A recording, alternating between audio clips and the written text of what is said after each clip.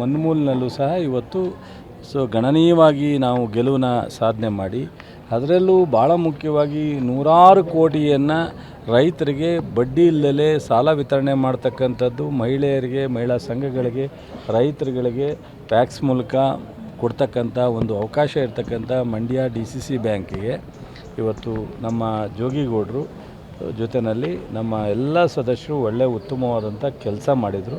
ಅವರು 5 ವರ್ಷ ಏನು ನಮ್ಮ ಸರ್ಕಾರ ಬಂದ ಮೇಲೆ ಬದಲಾವಣೆ ಆದಂಥ ಹಿನ್ನೆಲೆಯಲ್ಲಿ ಅವನ ಅಧ್ಯಕ್ಷರಾಗಿ ಕೆಲಸ ಮಾಡಿದಂಥ ಹಿನ್ನೆಲೆಯಲ್ಲಿ ಇವತ್ತು ನಮ್ಮೆಲ್ಲ ಶಾಸಕರು, ನಮ್ಮ ಪಕ್ಷದ ಮುಖಂಡರುಗಳು ಇವತ್ತು ಜನರ ಆಶೀರ್ವಾದದಿಂದ, ಅದರಲ್ಲೂ ಸಹಕಾರ ಕ್ಷೇತ್ರದ ಒಂದು ಸಂಪೂರ್ಣ ಬೆಂಬಲದೊಂದಿಗೆ 12ರಲ್ಲಿ ಇವತ್ತು 8 ಅಧಿಕೃತವಾಗಿ ಘೋಷಣೆ ಆಗಿದೆ. ಇವತ್ತು ಒಂದು ಘೋಷಣೆ ಆಗ್ತಕ್ಕಂಥದ್ದಿದೆ, 9, ಇನ್ನು 3 ಚುನಾವಣೆ ಆಗಿದೆ. ಇದು ಇತಿಹಾಸವನ್ನು ನಿರ್ಮಾಣ ಮಾಡಿರ್ತಕ್ಕಂಥದ್ದು.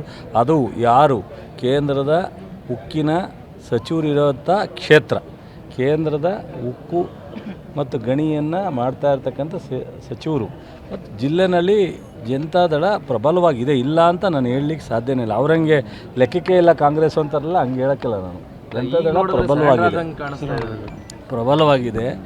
BJP ಸಪೋರ್ಟ್ ತಗೊಂಡಿದ್ದಾರೆ. ಇಷ್ಟಿದ್ರೂ ನಮ್ಮ ಜನ ಇದು ಮಾಡಿದ್ದಾರೆ. ಅದಕ್ಕೋಸ್ಕರ ನನಗೆ ಇಡೀ ಜಿಲ್ಲೆಯ ಎಲ್ರಿಗೂ ನನ್ನ ನೋಡಿ, ಚುನಾವಣೆನ ಗೆದ್ದ ತಕ್ಷಣ ಹಿಗ್ಗೋದು, ಚುನಾವಣೆ ಸೋತ ತಕ್ಷಣ ಓಡೋಗೋದು ಎರಡೂ ತಪ್ಪು, ಮಹಾ ಅಪರಾಧ.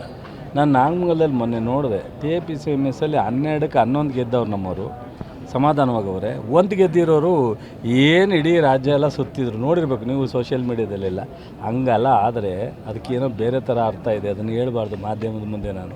ಸೊ ಆ ಥರ ನಾವು ಹಿಗ್ಗಕ್ಕೆ ಹೋಗಲ್ಲ.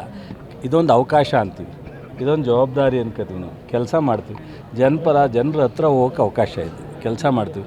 ಇದನ್ನು ಅವ್ರು ಸರೆಂಡ್ರ್ ಆದರು, ಅವ್ರು ಫೇಲ್ ಆದರು, ನಾವೇನೋ ಆಗಿಬಿಟ್ಟು ಅವೆಲ್ಲ ನನಗೆ ಹೇಳೋದಕ್ಕೆ ಇಷ್ಟ ಆಗಲ್ಲ.